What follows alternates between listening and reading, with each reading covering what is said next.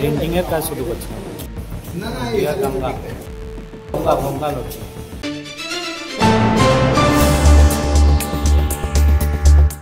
জাল lottery ticket নিয়ে ঝুড়ি ঝুড়ি অভিযোগ উঠে আসে।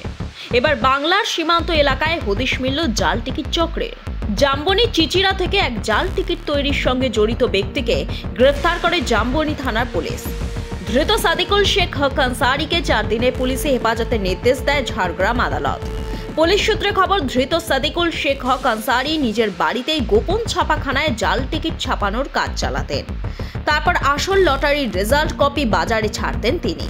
ধৃতের বাড়ি থেকে আধুনিক ছাপার মেশিন, কার্টিং মেশিন, বেশ কয়েকটি কম্পিউটার এবং নগদ টাকা বাজেয়াপ্ত করা হয়েছে। অনেকদিন ধরেই এই চক্রের উপর নজর রাখে পুলিশ।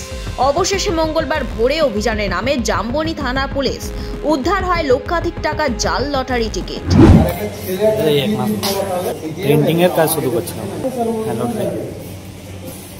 বেশি না, আমার শুধু কাজ ছিল প্রিন্টিং। চিচড়া গ্রামেও হতো আর বাইরেও ঝাড়খণ্ড থেকে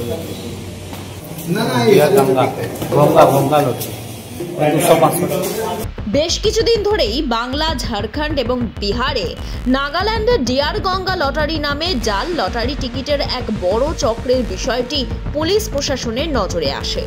অবশেষে এই চক্রের সন্ধান পেল পুলিশ। ব্যুরো রিপোর্ট, লটারি সংবাদ।